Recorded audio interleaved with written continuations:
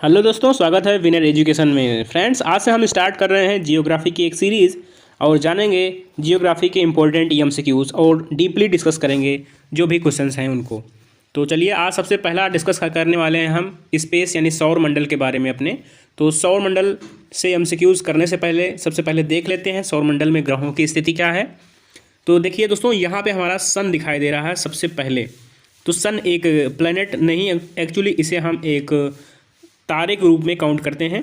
और इसकी ऊर्जा का स्रोत क्या है? तो इसकी ऊर्जा का स्रोत है नाभिकीय संलयन।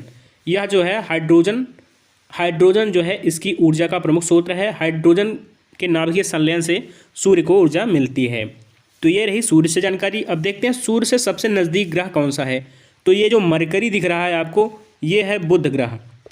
बुध ग्रह जो है मरकरी है, यह सूर्य से सबसे निकट स्थित है और यह हमारे सौर मंडल का सबसे छोटा ग्रह है। सबसे छोटा ग्रह कौन है? मरकरी यानी बुध ग्रह। तो बुध ग्रह सबसे छोटा ग्रह है, यह सूर्य के सबसे निकट स्थित है और इसे सबसे कम दिन लगते हैं सूर्य का चक्कर लगाने में। 88 दिन का समय लेता है यह सूर्य का चक्कर लगाने में। तो इससे हमें इतनी जानकारी मिलती है। आप जानते हैं दूसरा ग्रह कौन सा आता है इस क्रम में? तो आता है वीनस यानी शुक्र ग्रह। शुक्र ग्रह दूसरा स्थान रखता है इस क्रम में और यह सांझ का तारा या भोर का तारा कहलाता है। वीनस यानी शुक्र ग्रह, सांझ का तारा या भोर का तारा। और सबसे नज़दीक यह है पृथ्वी के सबसे नज़दीक कौन सा ग्रह है? तो शुक्र ग्रह है, वीनस है।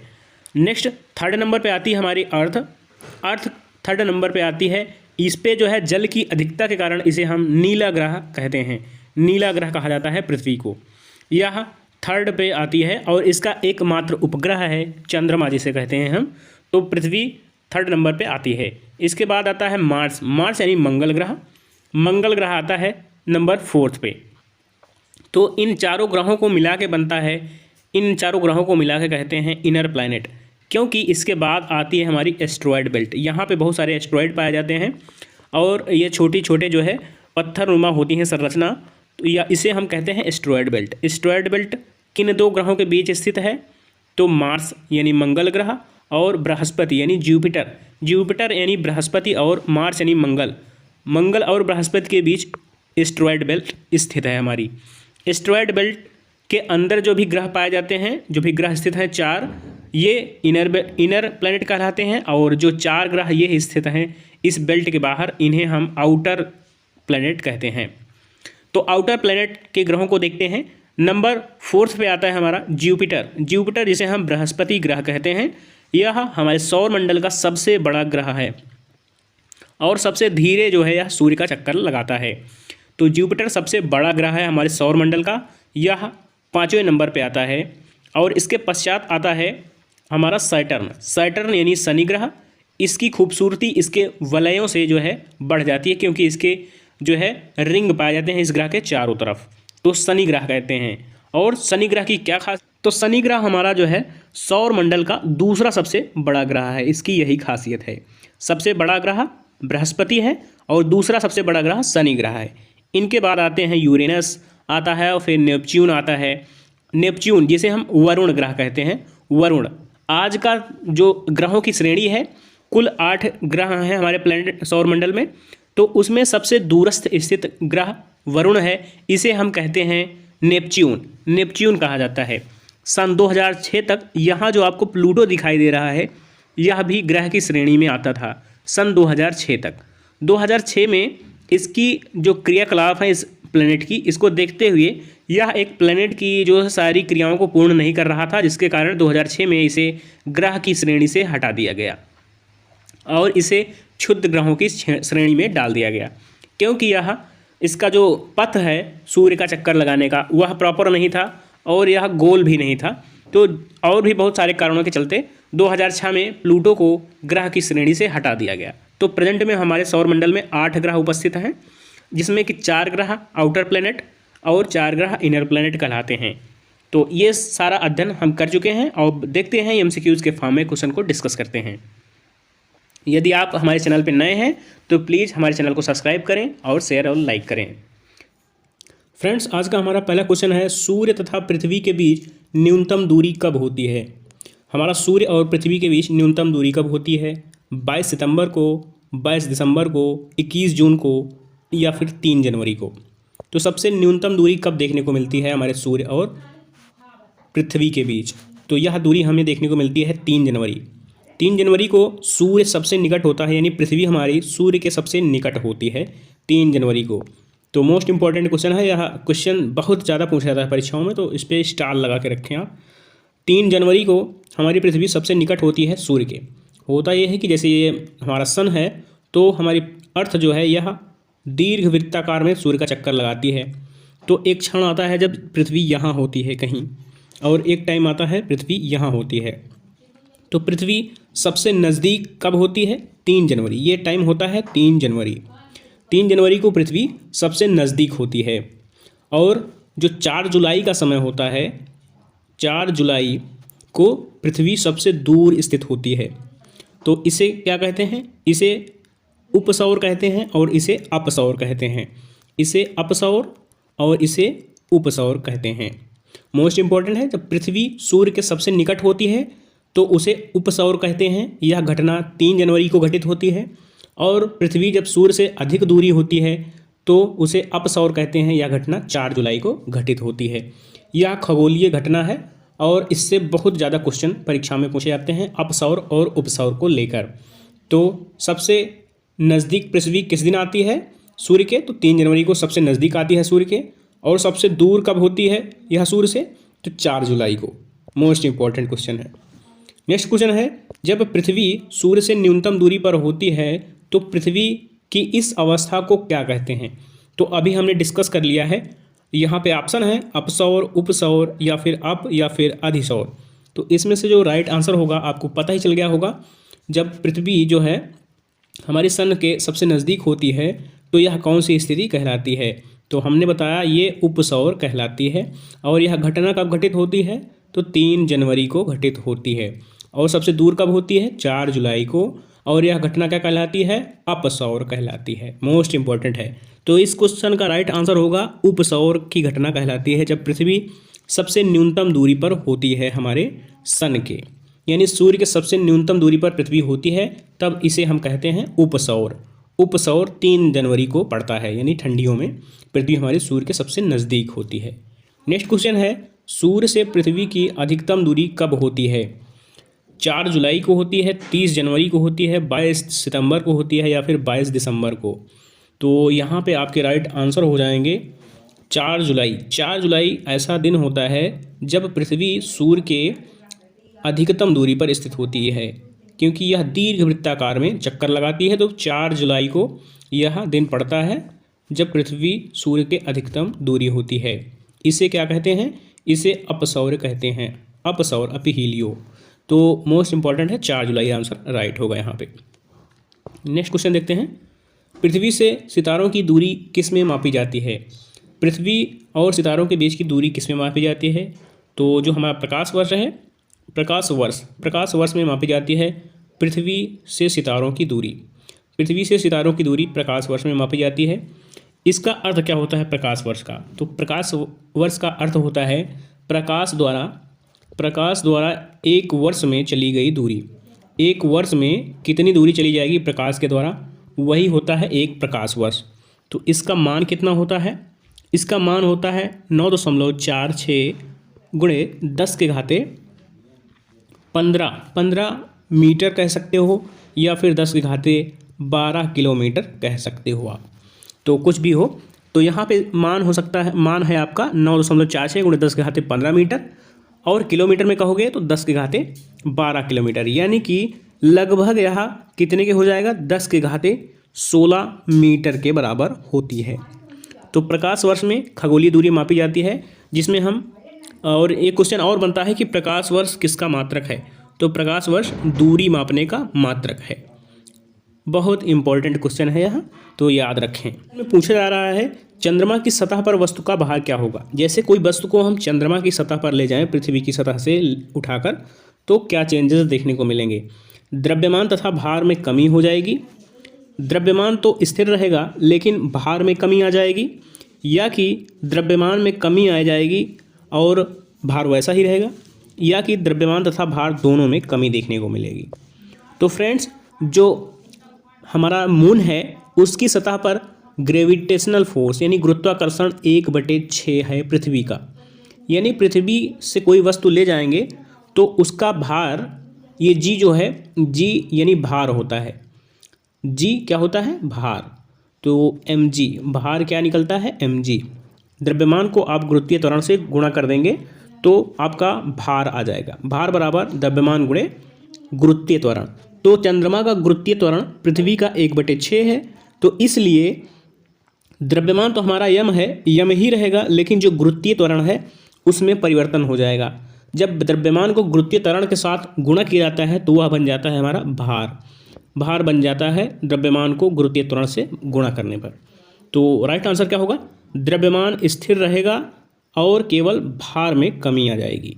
भार में कमी आएगी और द्रव्यमान स्थिर रहेगा। यानी चंद्रमा पर कोई भी वस्तु ले जाए तो उसके भार में कमी आएगी, जबकि द्रव्यमान उतना ही रहेगा। द्रव्यमान होता क्या है? तो द्रव्यमान होता है किसी वस्तु में द्रव्य की मात्रा। और भार क्या चीज़ होता है?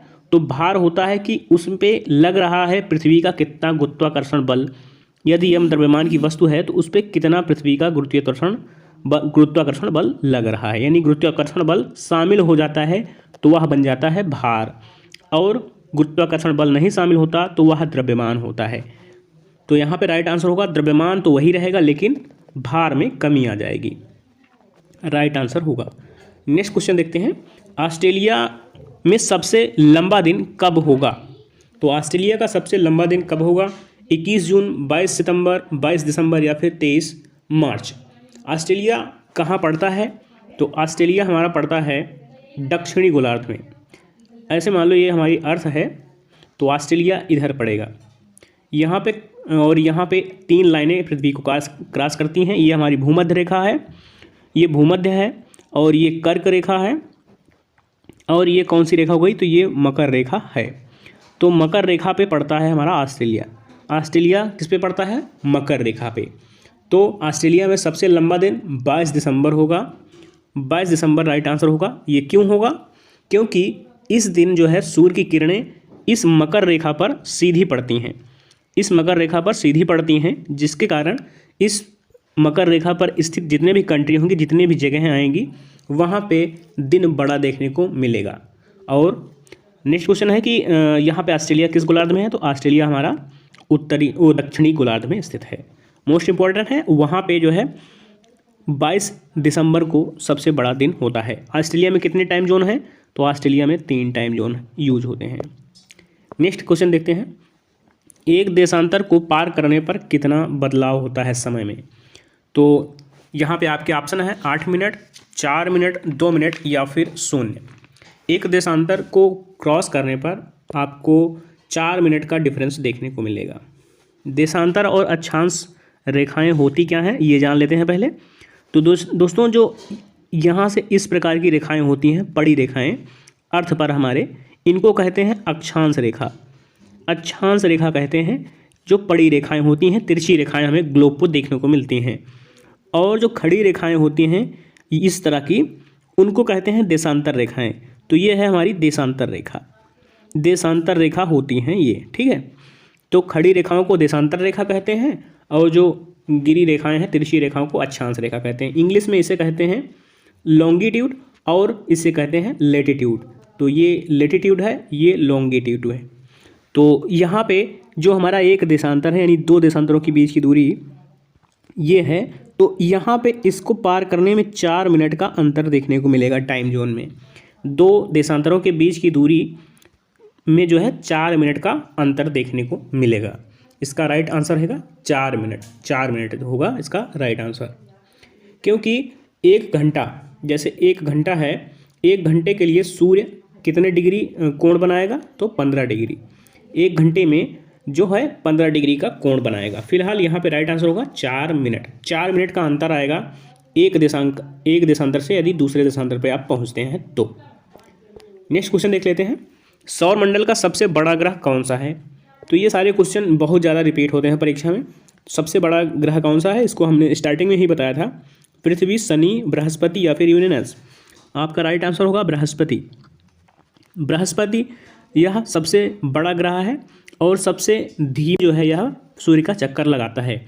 सबसे जो ये तो सबसे बड़ा ग्रह हो गया फर्स्ट, और दूसरा सबसे बड़ा ग्रह है शनि, और पृथ्वी हमारी है, इसको कहते हैं नीला ग्रह। नीला ग्रह कहते हैं पृथ्वी को कहते हैं नीला ग्रह, मोस्ट इंपॉर्टेंट है। तो यहाँ पे राइट आंसर होगा बृहस्पति। बृहस्पति सबसे बड़ा ग्रह है। सबसे छोटा ग्रह कौन सा है? तो बुध ग्रह है सबसे छोटा। बुध ग्रह का सबसे कम परिक्रमण काल होता है, यानी सूर्य का चक्कर लगाने में मात्र 88 दिन का समय लेता है। सबसे तेज यह सूर्य का चक्कर लगाता है बुध ग्रह। तो सबसे छोटा ग्रह बुध ग्रह, सबसे बड़ा ग्रह बृहस्पति। नेक्स्ट है सौरमंडल में अत्यधिक तीव्र ग्रह कौन सा है? अभी हमने बताया। तो सौरमंडल का सबसे तीव्र ग्रह शुक्र है, बुध है, शनि है, प्लूटो है। सबसे तीव्र का मतलब है कि जिस प्रकार हमारा सन है, तो सन का जो ऑर्बिटल में यहाँ पे चक्कर लगा रहे हैं सारे प्लैनेट, उनमें सबसे तेज प्लैनेट कौन सा चक्कर लगा रहा है पृथ्वी का और सूर्य का? तो सबसे तेज जो चक्कर लगा रहा है ये हमारा बुध ग्रह है। सबसे कम दूरी पर स्थित है, सबसे पहले दूरी पर स्थित है, और इसे कितना समय लगता है? तो 88 दिन का समय लगता है सूर्य का एक चक्कर पूरा करने में बुध ग्रह को। तो राइट आंसर आपका हो जाएगा यहाँ पे बुध ग्रह। बुध ग्रह सबसे छोटा ग्रह है हमारे सौरमंडल का, अब तक का सबसे छोटा प्लैनेट है हमारे सौरमंडल का। प्लूटो की बात कर लें तो प्लूटो पहले सबसे छोटा ग्रह हुआ करता था और सबसे दूरस्थ स्थित था, लेकिन सन 2006 में प्लूटो को एक बौने ग्रह की श्रेणी में डाल दिया गया, क्योंकि यह एक ग्रह की सभी शर्तें पूर्ण नहीं कर रहा था। इसका जो चक्कर काटने का वो था कक्षा थी, वो जो है एक निर्धारित नहीं थी, और इसके आकार में भी जो है कोई निर्धारित यह गोल नहीं था। तो इसको सबको देखते हुए इसे जो है क्षुद्र ग्रह की श्रेणी में डाल दिया। फिलहाल अब जो है हमारा बुध ग्रह सबसे तीव्र ग्रह है, यह जो है राइट आंसर है। नेक्स्ट क्वेश्चन देख लेते हैं। सूर्य से सर्वाधिक दूरी पर स्थित ग्रह कौन सा है? आपके ऑप्शन है बृहस्पति, मंगल, प्लूटो, शनि। आपको याद हो तो हमने जब मैप के जरिए देखा था तो वहाँ पे कौन सा राइट आंसर था? आपका राइट आंसर हो जाएगा यहाँ पे ऑप्शन नंबर सी, यानी प्लूटो। प्लूटो एक्चुअली यह ग्रह नहीं है, अब इसे 2006 में प्लूटो को ग्रह की श्रेणी से हटा दिया गया है। अब जो सबसे दूरस्थ ग्रह है उसे हम हिंदी में कहते हैं वरुण। वरुण ग्रह कहते हैं, सबसे दूर स्थित है। इंग्लिश में इसका नाम है नेपच्यून। नेपच्यून जो है इसका इंग्लिश नाम है।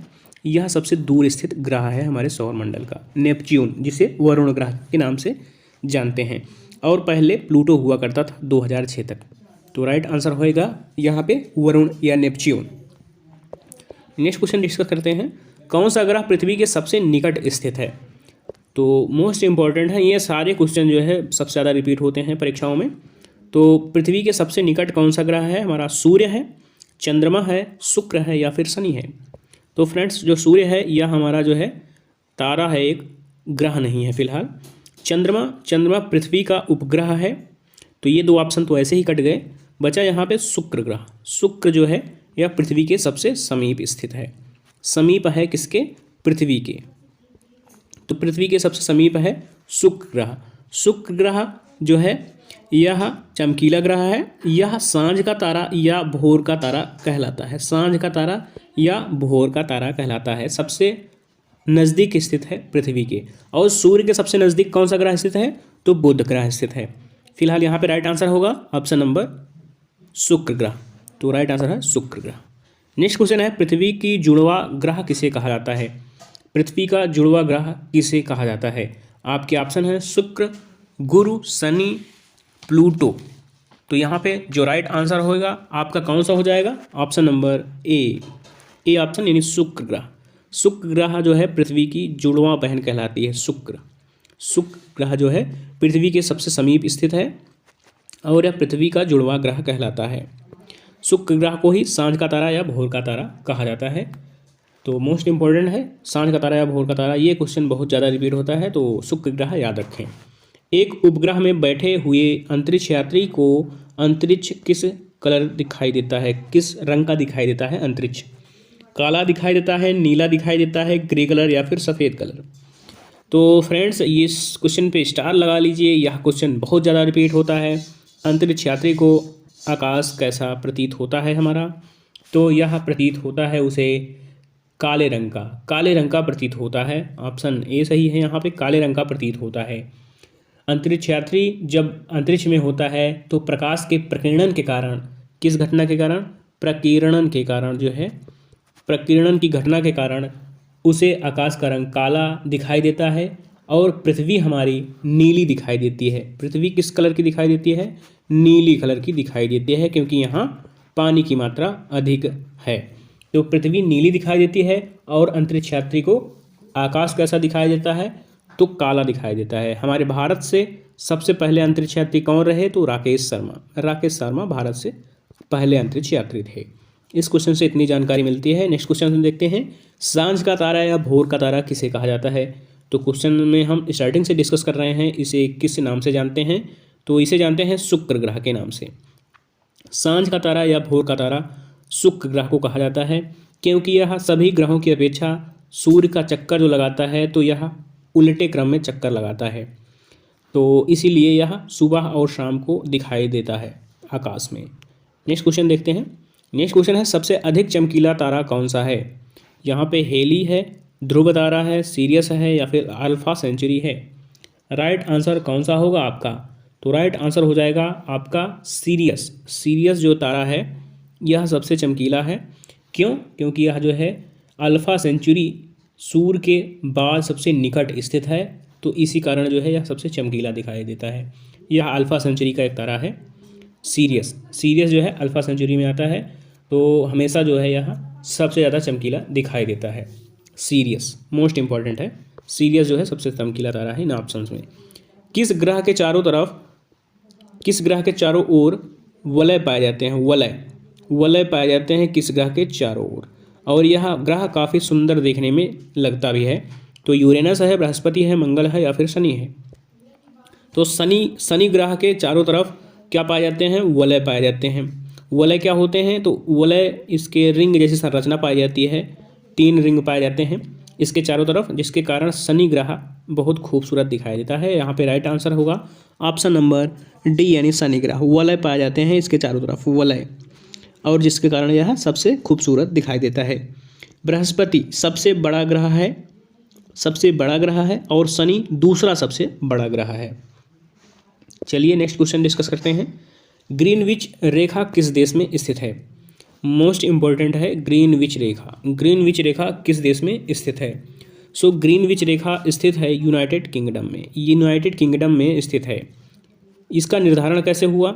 तो 1884 ईस्वी में दुनिया के सारे देश इकट्ठा होते हैं और लंदन के समीप स्थित ग्रीनविच रॉयल ऑब्जर्वेटरी से होकर जाने वाली जो देशांतर है उसे जो है प्रधान रेखा के रूप में मानते हैं। और यह कितने डिग्री पर है? तो यह 0 डिग्री देशांतर रेखा कहलाती है।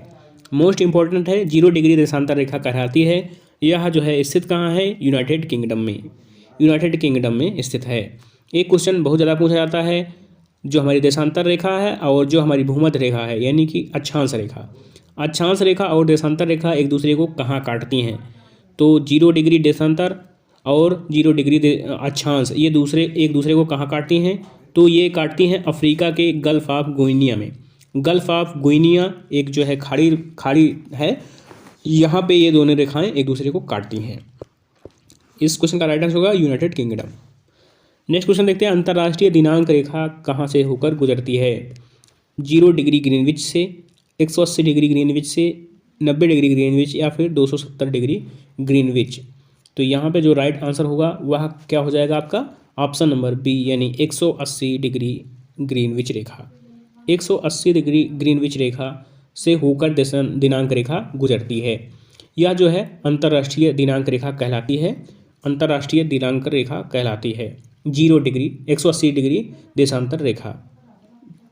और कोई व्यक्ति यदि इसे जो है पश्चिम से पूर्व की ओर जा रहा है, जैसे देशांतर हैं ये पृथ्वी पर मान लो, तो पश्चिम से पूर्व की ओर जाओगे आप, तो आपका जो है टाइम जो है बढ़ेगा, और पूर्व से पश्चिम की ओर आओगे तो आपका टाइम घटेगा। मोस्ट इम्पोर्टेंट है, जो देशांतर रेखा है वह हमारी 180 देशांतर रेखा अंतर्राष्ट्रीय दिनांक रेखा कहलाती है। नेक्स्ट क्वेश्चन देख लेते हैं, सबसे छोटे मार्ग द्वारा यात्रा करने के लिए एक यात्री को किसका अनुकरण करना चाहिए? हवाओं का अनुकरण करना चाहिए, नदियों का, या फिर अक्षांश रेखाओं का, या फिर देशांतर रेखाओं का? सो फ्रेंड्स, जो एक यात्री है उसको यदि सॉल्ट मार्ग पे जाना है तो वह किन रेखाओं को फॉलो करे, किन के अनुसार? तो वह देशांतर रेखाओं के अनुसार जो है चले। देशांतर रेखाओं के अनुसार चलता है तो वह शॉर्टेस्ट रूट प्राप्त कर लेगा।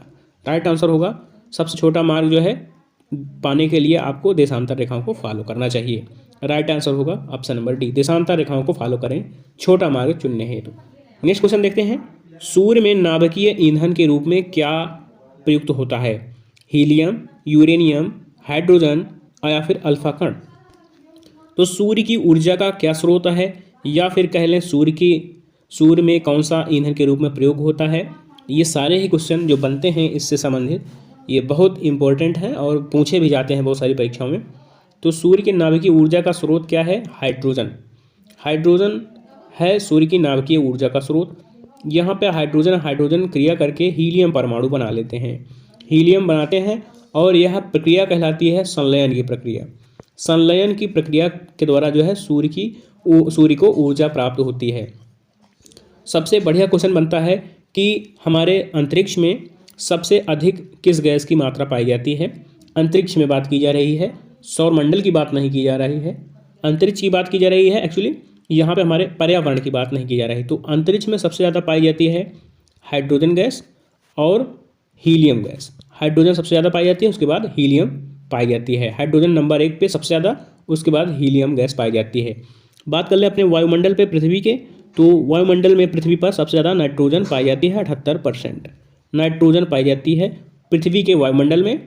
और अंतरिक्ष में सबसे ज़्यादा हाइड्रोजन गैस पाई जाती है, जिसके कारण सूर्य को नाभिकीय संलयन की प्रक्रिया द्वारा ऊर्जा प्राप्त होती है। यहाँ पे राइट आंसर है आपका हाइड्रोजन गैस। हाइड्रोजन गैस है नाभिकीय ईंधन के रूप में सूर्य का स्रोत, सूर्य के लिए। और जो यूरेनियम है हमारा, ये यूरेनियम यूज होता है नाभिकीय रिएक्टरों में। तो 92 यूरेनियम 238 ये यूज होता है हमारा नाभिकीय प्रक्रिया के लिए।